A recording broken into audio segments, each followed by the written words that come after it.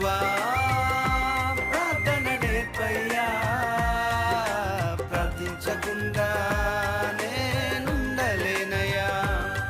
నీ పాదాలు తడపకుండా నా పయనం సాగదయా, నీ పాదాలు తడపకుండా నా పయనం సాగదయా. ప్రార్థన వలనే పయనము, ప్రార్థనే ప్రకారము, ప్రార్థనే ప్రాధాన్యము, ప్రార్థన లేనిదే పరాజయం.